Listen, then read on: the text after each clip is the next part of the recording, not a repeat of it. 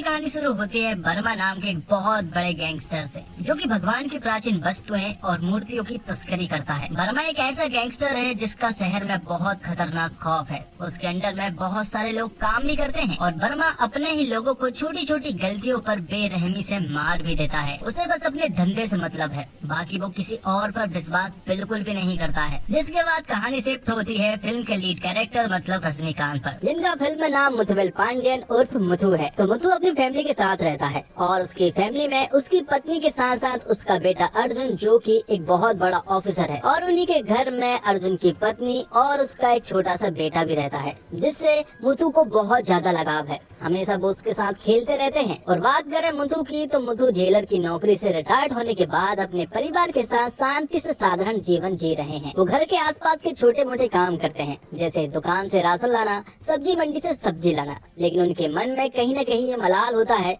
कि रिटायर्ड होने के बाद व्यक्ति को कोई सम्मान नहीं मिलता। वो अपना पूरा दिन कामकाज और अपने पोते को उसके YouTube वीडियो शूट में मदद करने में बिताते हैं। मुथु जब जेलर था तो वो बहुत ही ज्यादा ईमानदार था और वो अपने बेटे को भी उसी रास्ते पर चलाना चाहता है, और कहीं न कहीं अर्जुन भी उसी रास्ते पर चल रहा है। कुछ दिनों के बाद अर्जुन जो है वो एक नीलेश नाम के आदमी से बात करने के लिए पहुँचता है। दरअसल में उसे मूर्तियों की तस्करी का केस मिला है, इसलिए वो उससे बात करने के लिए पहुँचता है। लेकिन नीलेश उससे कहता है कि मुझे इसके बारे में कुछ भी नहीं मालूम है, और जबकि अर्जुन जो है वो इस केस के पीछे 5 साल से लगा हुआ है। तब नीलेश उससे कहता है कि तुझे मेरे पास नहीं आना चाहिए था, क्योंकि मैंने तेरे पिता को किडनैप कर लिया है, और आज के बाद इस केस के पीछे भी मत आना। लेकिन तभी अर्जुन उससे कहता है कि तुमने गलत आदमी को किडनैप कर लिया, अब जल्दी से अपने आदमियों के पास कॉल करके पूछ लो कि कौन कौन बचा है। और जब नीलेश उनके पास कॉल करता है तो कॉल जो है मुथु उठाता है और वो उससे कहता है कि सभी लोग सो गए हैं, इसलिए वो यहाँ से जा रहा है। यहाँ पर नीलेश बहुत अच्छे से समझ चुका था कि मुथु ने सबका काम तमाम कर दिया है,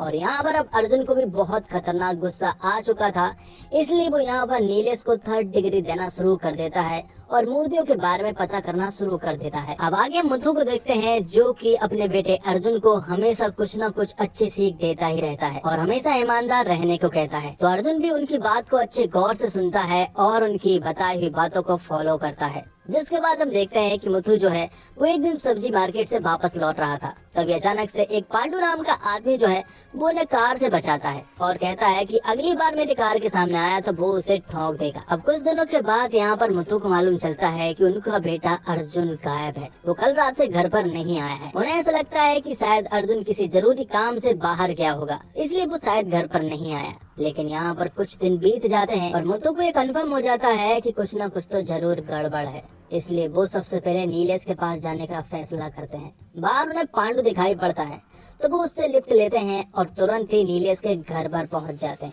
वो उससे अर्जुन के बारे में पूछते हैं, लेकिन नीलेश यहाँ पर ठीक तरह से बात नहीं कर रहा था। तब मुथु को अपने जेलर मोड पर आना पड़ता है और वो यहाँ पर नीलेश का काम तमाम कर देते हैं। जिसके बाद वो नीलेश की लाश को एक बोरे में पैक करके उसे ठिकाने लगाने के लिए पहुँच जाते हैं। उनके साथ पांडु भी था, लेकिन पांडु को ऐसा लगा था कि उस बोरे में कचरा होगा, इसलिए वो उसे ठिकाने तो लगा देते हैं। लेकिन बाद में उसे पता चलता है कि इस बोरे में लाश थी। तब यहाँ पर मुथु से कहता है, अब अगर तूने मुंह खोला तो मैं तो फंसूंगा, साथ में तू भी फंसेगा। अब आगे हम देखते हैं वर्मा को, और यहाँ पर वर्मा को मालूम चला है कि नीलेश की डेथ हो चुकी है। और यहाँ पर हमें मालूम चलता है कि दरअसल में नीलेश जो है वो वर्मा के लिए काम करता था, इसलिए वर्मा तुरंत ही जेलर के पास कॉल करता है, क्योंकि उसे मालूम है कि ये कत्ल किसने किया है। यहाँ पर वर्मा मुथु से कहता है कि वो उसे जान से मार देगा, क्योंकि नीलेश उसके लिए काम करता था और वो उसका बहुत ही खास आदमी था। वर्मा मुथु से कहता है कि नीलेश मेरी फैमिली की तरह था, तो अब दम है तो वो अपनी फैमिली को बचा कर रखे। जिस पर कि मुथु से कहता है कि ये मेरे लिए बहुत ही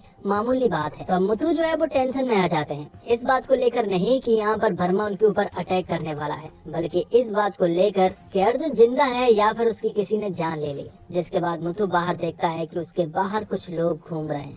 तब यहाँ पर मुथु इनके पीछे पीछे जाता है और बीच रास्ते में उन दोनों आदमियों का काम तमाम कर देता है। वर्मा को भी ये खबर लग चुकी थी कि जो 2 आदमियों को मैंने जेलर के पीछे भेजे थे वो वापस नहीं लौटे। तब अगले दिन वो फिर से उनके पीछे एक तलवार लिए हुए आदमी को भेजता है और उसके पोते को मारने के लिए कहता है। लेकिन यहाँ पर भी जेलर जो है वो उसके पोते को बचा लेते हैं। क्योंकि वो इन कामों में बहुत ज्यादा एक्सपर्ट है। लेकिन जेलर जो है वो बहुत अच्छे से समझ चुके थे कि वर्मा जो है वो उनका इतने आसानी से तो पीछा नहीं छोड़ने वाले, इसलिए वो एक यहाँ पर प्लान बनाते हैं और तुरंत ही एक साइकाइट्रिस्ट के पास पहुंच जाते हैं। और उस डॉक्टर से अकेले मिलने के बाद वो उससे कहते हैं कि तुम्हें मेरी फैमिली को बताना होगा कि मैं थोड़ा पागल सा हो गया हूँ, जिस वजह से मैं लोगों को मार भी सकता हूँ और मेरा इलाज जो है वो यहीं पर चलने वाला है, इसलिए तुम्हें मेरी पूरी फैमिली को प्रोटेक्ट करके रखना है। जिस पर कि वो डॉक्टर भी मान जाता है। तो मुथु की फैमिली पूरी तरह से सेफ थी, इसलिए मुथु अपनी गैंग को इकट्ठा करने के लिए पहुंच जाता है और अर्जुन की इन्वेस्टिगेशन करने के लिए भी निकल जाता है कि आखिर अर्जुन जिंदा है या फिर मर गया। तो मुथु जब जेलर था तो उस समय के सबसे बड़े गैंगस्टरों से मिलने के लिए पहुंच जाता है। सबसे पहले वो एक्टर शिव राजकुमार के पास पहुंचता है, जो कि जेल का बहुत बड़ा गुंडा था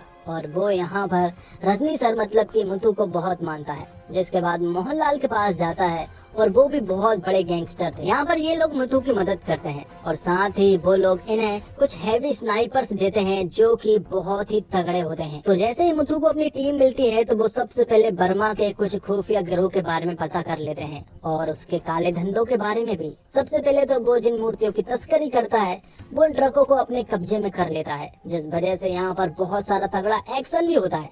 लेकिन दूसरी तरफ हम देखते हैं कि बर्मा ने यहाँ पर मुथु की फैमिली को ढूंढ लिया था और उन्हें अपने कब्जे में भी कर लिया था। जिसके बाद बर्मा जो है वो मुथु के पास कॉल करता है और उससे कहता है कि तूने मुझसे पंगा लेकर बहुत बड़ी गलती कर दी, अब तेरी पूरी की पूरी फैमिली मेरे कब्जे में है और मैं उन्हें बस मारने वाला हूँ।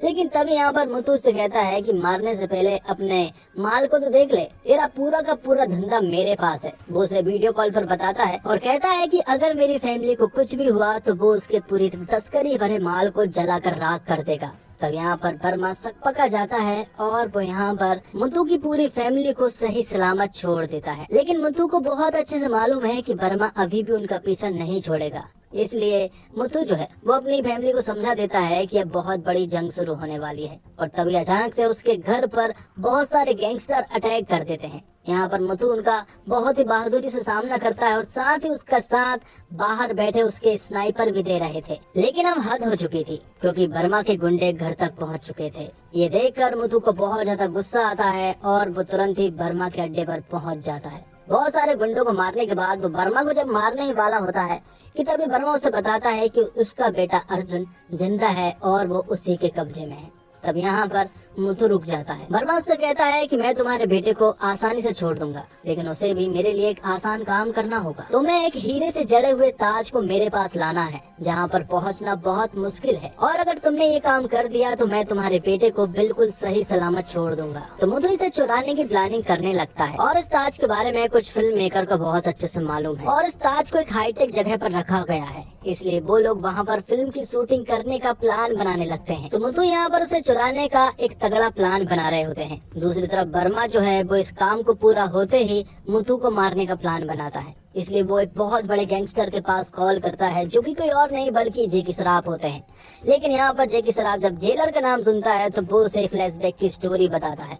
वो उससे कहता है कि जेलर में बहुत बड़े बड़े गैंगस्टर थे, लेकिन जब जेलर की एंट्री होती थी ना तो पूरे के पूरे गैंगस्टर किसी भीगी बिल्ली की तरह कोना पकड़कर बैठ जाया करते थे। इसलिए तेरी भलाई इसी में है कि तू जेलर का पीछा छोड़ दे। तो मुथु ने उस ताज को चुरा लिया था और वो उस ताज को बर्मा के हवाले कर देते हैं और बर्मा इसके बदले में उसके बेटे अर्जुन को छोड़ देता है और मुथु अपने बेटे अर्जुन को अपने साथ ले जा लेता है। और फिर कुछ दिनों के बाद अर्जुन जो है वो वापस बर्मा के पास जाता है और यहाँ पर हमें मालूम चलता है कि दरअसल में बर्मा और अर्जुन की ये बहुत दिनों से प्लानिंग थी, क्योंकि उन्हें अच्छे से मालूम था कि इस ताज को वो खुद तो अपने कब्जे में नहीं कर सकते थे, इसे सिर्फ मुथु ही वहाँ से निकाल सकता था। लेकिन हाल ही में बर्मा को मालूम चला है कि ये ताज नकली है, तो इसलिए बर्मा को ऐसा लगा कि शायद अर्जुन ने उन्हें धोखा दिया है, इसलिए वो उसे मारने लगते हैं। लेकिन तभी यहाँ पर सही टाइम पे एंट्री हो जाती है मुथु उर्फ जेलर की। यहाँ पर वो आते से ही धूम धड़ाका शुरू कर देते हैं और बर्मा के सारे लोगों को साथ साथ बर्मा को खत्म करके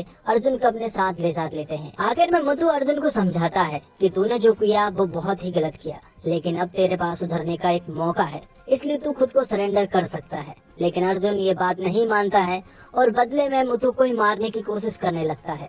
तब पीछे से उसके कुछ स्नाइपर्स यहाँ पर अर्जुन को मार गिराते हैं। तो फिर चाहे बेटा हो या फिर कोई और हो, लेकिन एक जेलर के कानून सब पर लागू होते हैं। तो दोस्तों, रजनीकांत की फिल्म कभी भी अकेले चलने वाली फिल्म नहीं होती। इस पर अपने अभिनय करने वाले सिनेमा देवता की सेवा करने का भार है।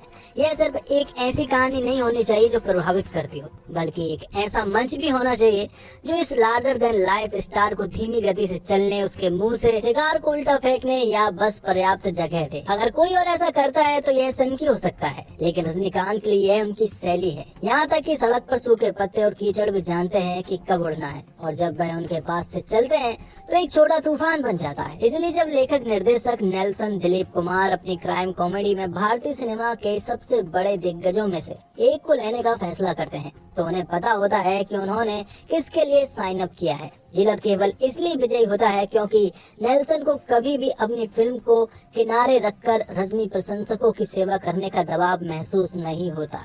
वह सुनिश्चित करते हैं कि फिल्म पहले बने और प्रशंसक सेवा इसका एक रास्ता है। वह अब एक युवा गोरी महिला को लुभाने के लिए तैयार नहीं हो रहा है, बल्कि एक 6 साल के बच्चे का दादा है। उसकी पत्नी उसे ताना मारती है और वह जवाब देने की हिम्मत नहीं करता, और वह अपनी फिल्म की शुरुआत में ही देश के सबसे बड़े सुपरस्टार को अपनी उम्र स्वीकार कराने का जोखिम उठाते हैं। हाँ, एक फ्लैशबैक जहाँ वह युवा है, एक मोचन के रूप में वह कार्य करता है और भीड़ भी उस पर अधिक खुश होती है। लेकिन आप देखते हैं कि फिल्म निर्माता कितनी चतुराई से अपनी संवेदनाओं, दर्शकों, प्रशंसकों और निर्माताओं की सेवा कर रहा है। जेलर इसके अधिकांश भाग में आपको कभी भी कार्रवाई को दृश्य रूप से नहीं दिखता है, यह हमेशा एक विचार है। और रजनी सर हमेशा की तरह मास अवतार में सर आए हैं, जिनकी एक्टिंग पर सवाल करना या उन्हें जज करना बेवकूफी होगी। लेकिन स्क्रिप्ट की डिमांड में उन्होंने फिल्म में 2 अलग-अलग पर्सनालिटी के साथ काम किया है और दोनों में वो बेहतर नजर आए हैं। रजनी के अलावा फिल्म में जेकी श्रॉफ ने भी उम्दा काम किया है। साथ ही फिल्म में रामकृष्णन ने जेलर की पत्नी का भूमिका निभाई है, जो अपने किरदार में एकदम परफेक्ट है। इनके अलावा बाकी किरदार भी